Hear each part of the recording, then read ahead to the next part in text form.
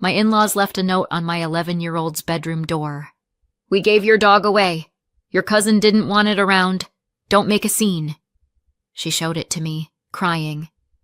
I didn't cry. I did this. The next morning, they got a knock at the door and started screaming. By the time I got home from work, I could tell Sophie had been crying for a long time. Her eyes were swollen and red, and her nose was pink and raw. She was waiting for me in the hallway, still in her school clothes, hands clenched into fists at her sides. "Mom," she said. Her voice came out hoarse. "You have to see this." My heart dropped. "What happened?" She didn't answer. She just turned and walked toward her room. I followed. There was a sheet of paper taped to her bedroom door. White printer paper, black marker, big block letters pressed hard enough to dent. "We gave your dog away. Your cousin didn't want it around. Don't make a scene." For a second, the words didn't make sense. They just sat there like a bad joke with no punchline. Then my brain caught up. My chest went cold. I pulled the paper off the door and opened it, as if there might be some softer version written on the back. There wasn't. "Where's Sadie?" I asked. Sophie's face crumpled. "She's gone," she said, and the word broke in the middle. "Her bed is gone. Her bowls are gone. Her toys. Everything. I came home and—" She stopped, sucking in a shaky breath. "They said she's not coming back." Sadie wasn't just a dog. She was a small red and white spaniel mix with long, silky ears that Sophie used to braid when she was little. She had one cloudy eye and a soft, careful way of moving, like she never wanted to bump into anyone. Sophie used to say Sadie understood her better than people did. And honestly, some days that felt true. They'd grown up side by side. Bedtime stories, backyard adventures, storm night cuddles. A kid and her dog in that quiet, unspoken way that feels more like family than half the people you share a house with. Losing Sadie wasn't losing a pet. It was losing the one creature Sophie trusted completely. I stepped into her room. The corner where Sadie's bed had been was empty. The little metal bowls we kept beside the dresser were gone, leaving faint circles on the floor. The worn rope toy that had lived under the desk was missing. The whole room looked wrong, like a staged version of Sophie's life, where someone had quietly erased the one living thing that made the noise bearable. I turned back to her. "Where were you when you found this?" "I came home from school and it was there," she said. "Grandma was in the kitchen. She said, 'We did what we had to do.'" Her voice slid into Brenda's clipped tone. "Don't you dare start crying about it, young lady. It's just a dog." Sophie choked on a sob. "She said if I made a scene, I'd go to my room without dinner, but Sadie's not here, so—" I pulled her into my arms before she could finish that sentence. She shook against me, hot tears soaking into my work shirt. She smelled like school and salt and the faint dog shampoo that never quite left our clothes. "It's okay," I lied into her hair. "I've got you." I didn't say, "It's just a dog." I didn't say, "We'll get another one."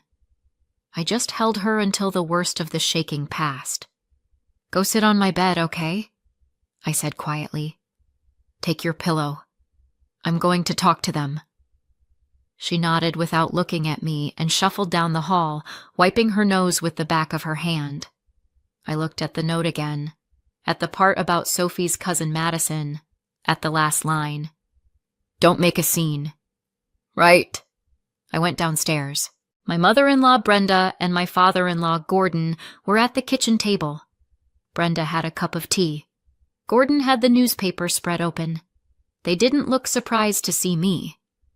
"Elena," Brenda said, like I'd just come in from the grocery store. "You're home early." "Where is she?" I asked. Brenda tilted her head. "Who?" "Sadie. Our dog," I said. "Where is Sadie?" Gordon folded the paper with a sigh. "We found her a new home," he said. Some nice people from church. It was time. No, it wasn't, I said. Brenda rolled her eyes. We've talked about this. Madison doesn't like that dog. She's afraid of it. She told us she didn't want to come over anymore. What were we supposed to do? Lose our granddaughter because you insist on keeping an animal in the house? You have 2 granddaughters, I said. Brenda's mouth pinched. You know what I mean. Where does this nice family live? I asked. What are their names? That's none of your concern, Gordon said. We handled it. You should be thanking us. Less hair in the house, less smell, less responsibility for you. She wasn't your responsibility, I said. She was my daughter's dog. It's our house, Gordon said, like he was spelling it out for a slow child. We make the rules here. This isn't a rule, I said. It's theft.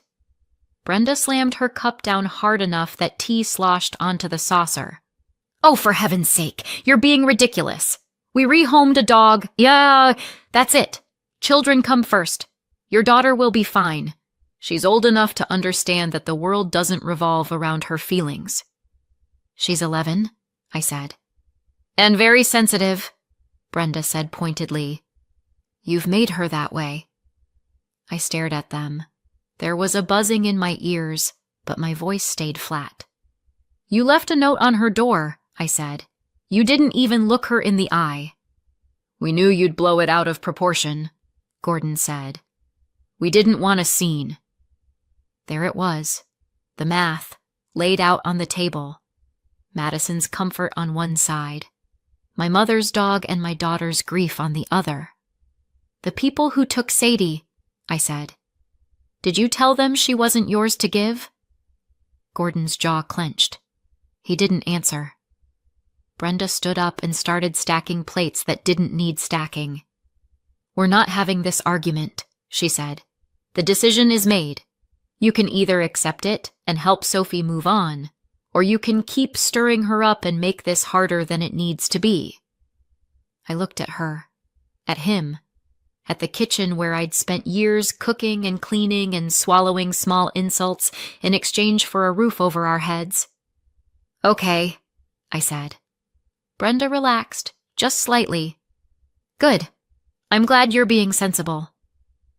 I walked out without another word. Upstairs, Sophie was sitting on our bed, clutching Sadie's old collar so tightly her knuckles were white. The little brass tag with my mother's number, now crossed out and replaced with ours, glinted in the lamplight. She's not coming back, is she? Sophie asked. They won't tell me where she is, I said. Yet. Sophie's eyes filled again. Grandma said if I cry about it, I'm being selfish, she whispered. She said Madison is scared and that Madison is family, like Sadie isn't. My throat hurt. I sat down beside her and pulled her close again. You are allowed to be sad, I said. You are allowed to be angry.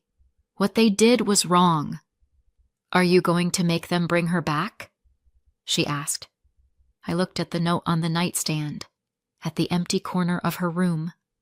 I'm going to do everything I can, I said. I'm not promising it will be easy, but I'm not going to pretend this didn't happen, and I'm not going to tell you to get over it. She nodded against my shoulder. They thought I'd tell Sophie to accept it. They thought I'd swallow it like I always had. This time, I didn't feel sad. I felt done. People always want a clean line they can point to. That's where it all went wrong. But things like this build slowly. One decision, one comment, one little shift that doesn't seem like much until you look back and realize the floor was moving the whole time. My husband Colin and I moved in with his parents when Sophie was still in diapers. We were both in school, both broke, and both drowning in the kind of optimism only people in their 20s have. We'll help you, Brenda said, meaning, we'll supervise you. You'll get back on your feet, Gordon said, meaning, you'll be grateful forever. It was supposed to be temporary, just until finals were behind us, Just until we could afford rent. Just until student loans cleared. Just until became, why don't you stay a little longer? And before I knew it, 5 years had passed. We had money by then. Colin had a solid job. I had stable hours. We could have afforded our own place easily, but every time I brought it up, Brenda found a new way to twist the knife. "Oh, Elena," she'd say, "it's sweet you think you manage better on your own. You're not ready. Not with your background." Background meaning not as polished as my sister-in-law Alicia, not from a family they approved of.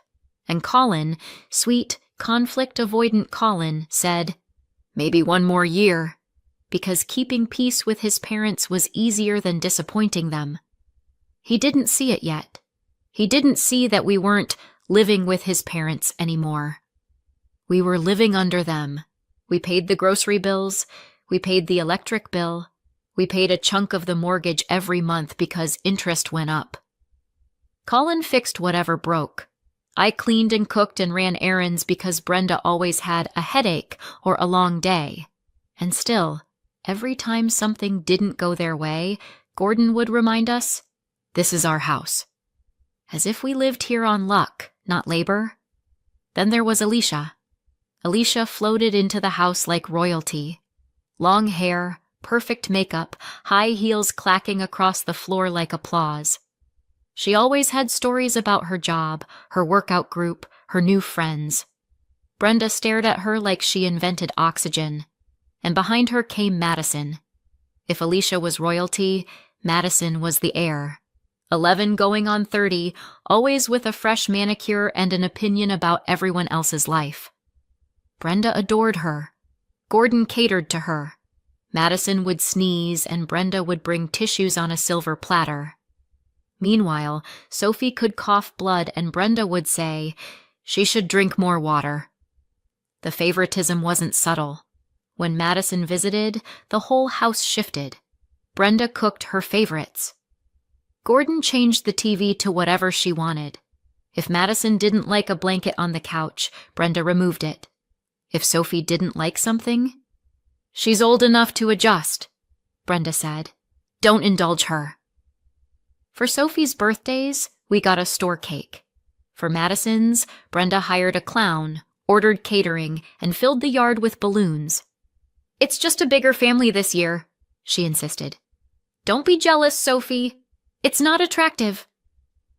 And then there was Sadie. Sadie belonged to my mother first. She wasn't a puppy when I got her. She was already trained, already steady. My mother had vision problems and some mobility trouble, so Sadie learned to help her. Not through some fancy agency. My uncle hired a private trainer, and Sadie took to it like she'd been born for the job. She knew how to guide around obstacles, how to fetch dropped items, how to sense panic rising and ground a person just by pressing against them. When my mother died, Sadie sat by the door for 2 days.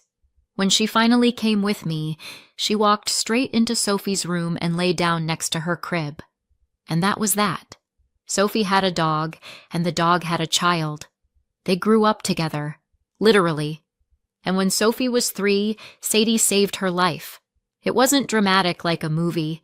No fireball or collapsing building. Just Sophie climbing up on a toy box she shouldn't have, reaching for something, losing her balance. I was across the room folding laundry. I couldn't get there in time. Sadie did. She wedged herself under Sophie just enough to break the fall. Sophie hit carpet instead of the corner of the dresser. No stitches, no ambulance. Just a bruise, a scared kid, and a dog who stood guard over her the rest of the afternoon, like she was afraid the universe might take a second swing. Sophie never forgot that. Neither did I. But Brenda did. She hated dogs inside houses. They smell. She hated fur. It floats. She hated Sadie's bed in Sophie's room. "This isn't a barn." And then Madison started complaining.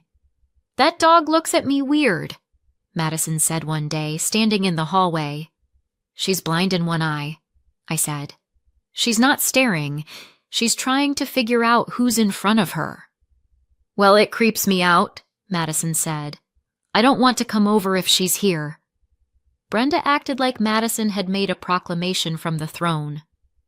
We'll figure something out, sweetheart, she cooed, brushing Madison's hair off her shoulder. You shouldn't feel unsafe in Grandma's house. Unsafe.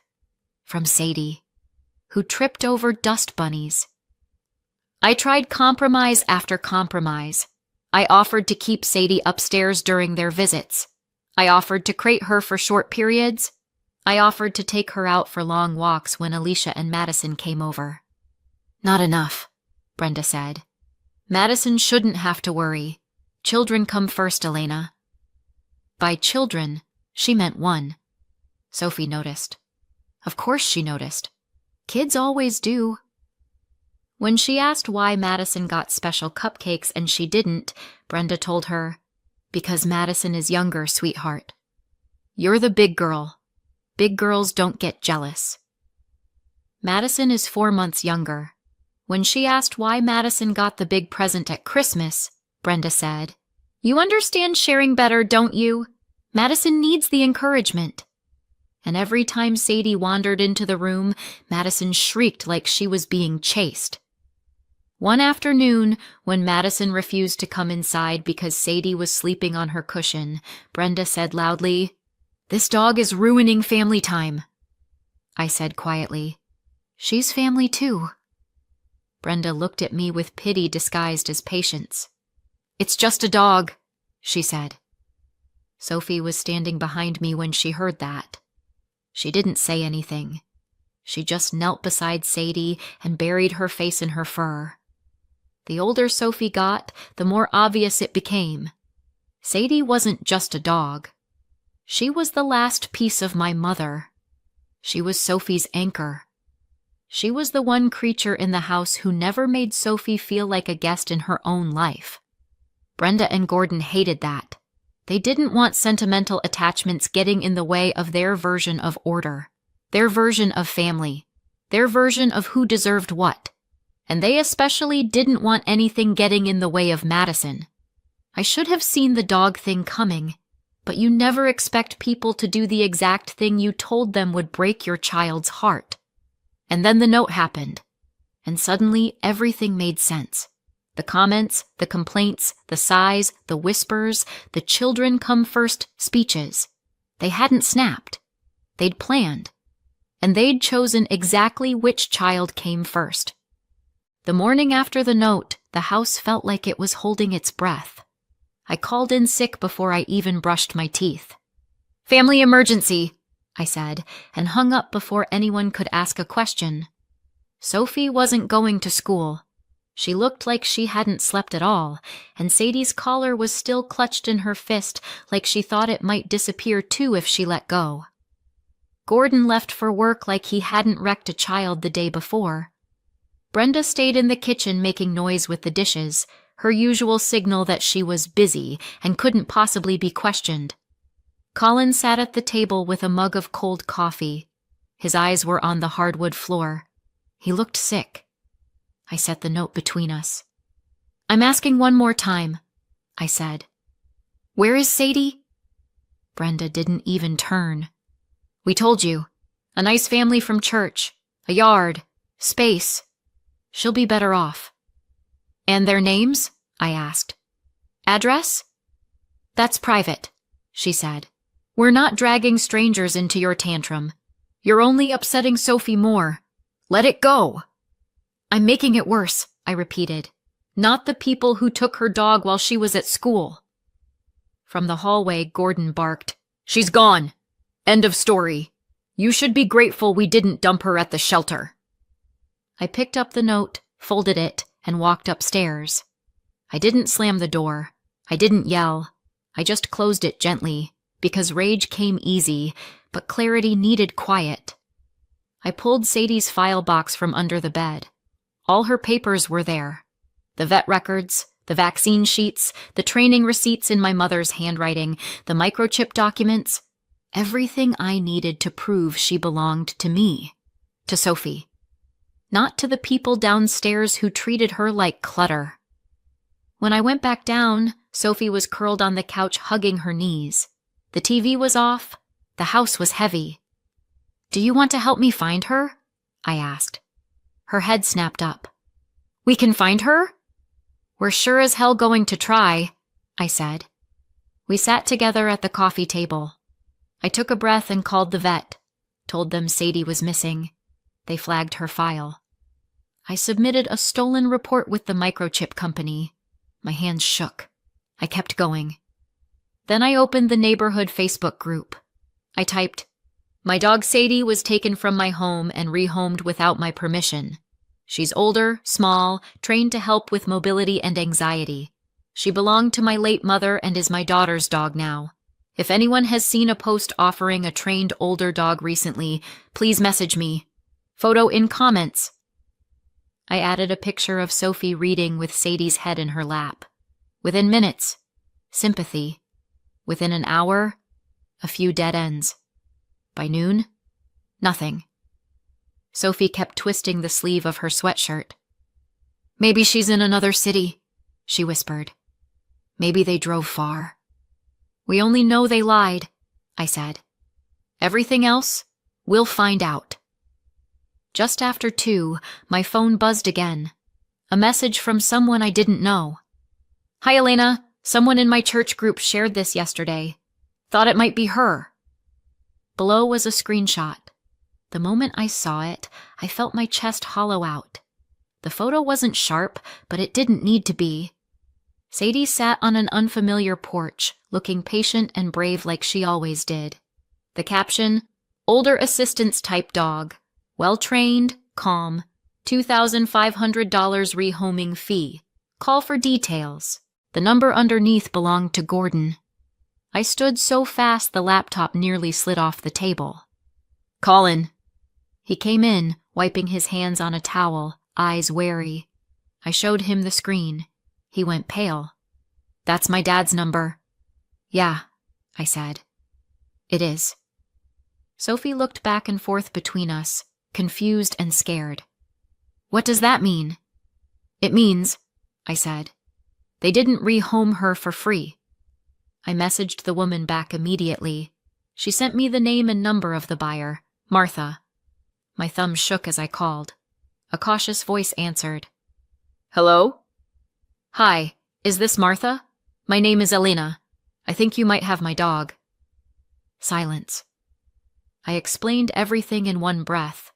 My mother, the training, Sophie, the note, the ad, Gordon's number. When I finished, I heard her gasp. "He told us she was his," she said. "He said you didn't want her. He said he was doing you a favor. We paid him $2,500. Her voice wobbled. "I'm so sorry. We didn't know." "I believe you," I said. "Can we meet? Somewhere public? Today?" "Of course," she said. "Please bring her papers. We'll give her back." We met near sunset in a shopping plaza parking lot. Martha and her husband Jim were standing beside their car. Sadie lay on a blanket between them. When she saw me, she stood, tail thumping once, twice, and then she trotted over and pressed her head into my leg like she was saying, "You found me." "Of course you did." I dropped to my knees and wrapped my arms around her neck. Sophie fell beside me, sobbing into Sadie's fur. Martha handed me the file folder. Jim swore quietly at the screenshot on my phone. They apologized. They promised to file their own complaint. On the way home, Sadie stretched across the back seat with her head in Sophie's lap. Sophie kept one hand on her collar like she was anchoring the world. Colin drove in silence, his jaw tight. "They sold her," he said finally. "My parents sold your mother's dog." "They did," I said. "I kept telling myself they were strict," he murmured. "But this is something else." He looked at me, and for the first time in years, I saw him see his parents clearly. "We're leaving," he said. No hesitation. "We should have left a long time ago." When we got home, I tucked Sophie into bed with Sadie curled beside her. Then I went straight to the police station. I gave them everything. The note, the ad, the screenshot, the buyer's statement, the papers proving Sadie was mine. The officer typed for a long time. Then he said, "We'll follow up." When I walked back into the house, Colin was at the table with a notepad. "We can afford to move," he said. "I don't want to stay here another day longer than we have to," I said. He nodded. "Tomorrow, we pack." And just like that, the fear I'd carried for years, of rocking the boat, of upsetting them, of being difficult, cracked open and slid off my shoulders. Brenda and Gordon went to bed that night smug and satisfied, thinking the house was quiet again. For the first time in a long time, I wasn't the one lying awake wondering what they'd do next. I already knew. The knock came the next morning just after 9. I was at the kitchen table with a mug of coffee that had already gone lukewarm. Sophie sat across from me, poking at a slice of toast. Sadie was under the table, pressed against my feet. Upstairs, Colin was packing books into boxes.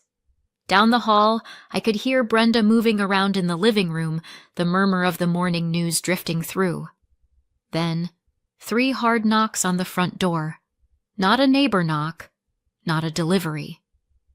Gordon muttered something and got up. I heard his slippers shuffle across the hardwood. The door opened. "Morning, sir," a man's voice said. Calm. Official. "Are you Gordon Thompson?" "Yes," Gordon said. "Who wants to know?" "This is Officer Green with Town Police," the man replied. "We're here to follow up on a report about a dog that was taken from this address and sold. May we come in?" Silence. The kind that fills your ears. "What?" Gordon said. "That's ridiculous. It was just a family thing. Who called you?" "We'll explain," a second voice said.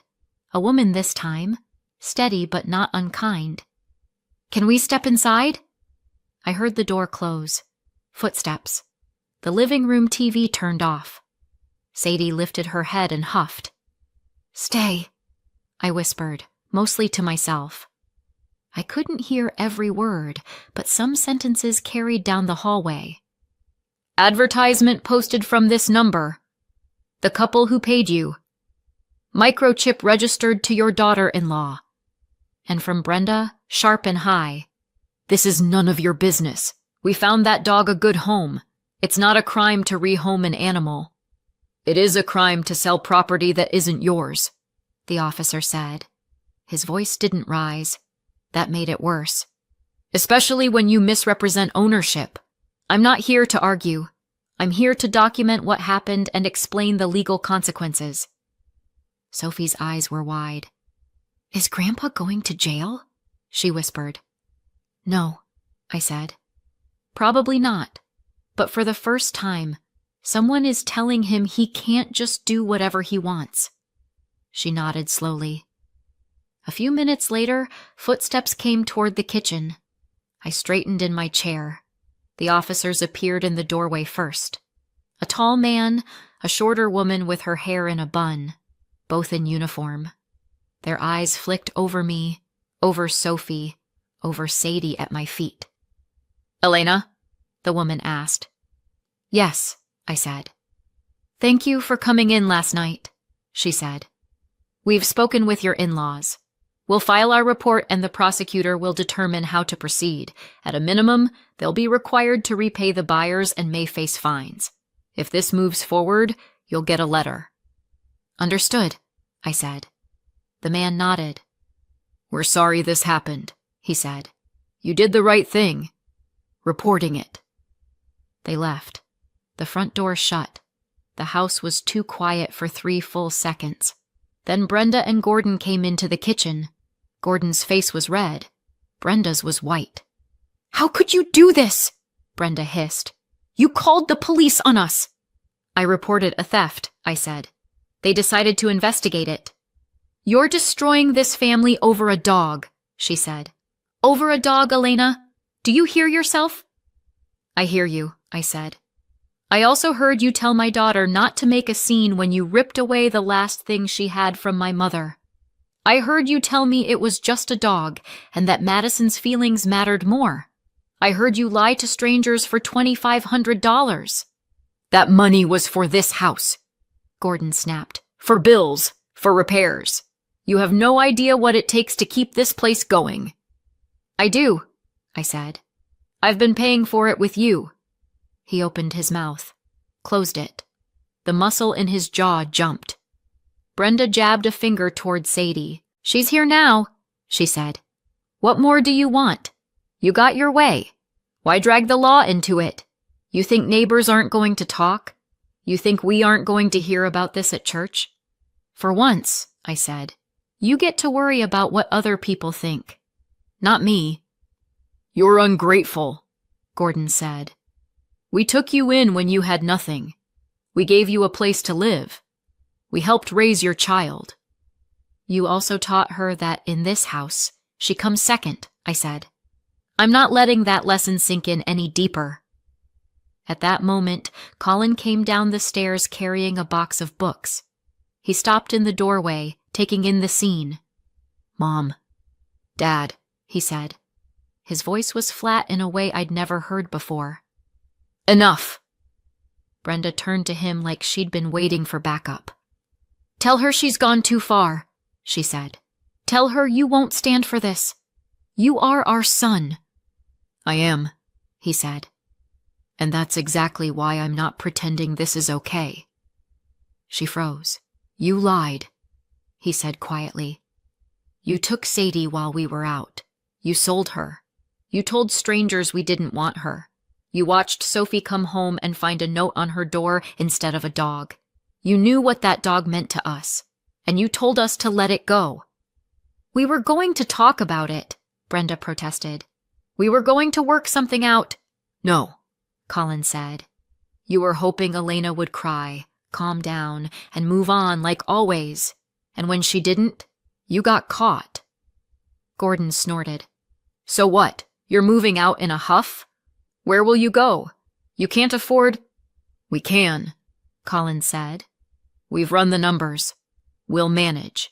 And at least when we pay rent, the landlord won't sell our dog. Brenda flinched like he'd slapped her. You are really going to walk out on us? She whispered.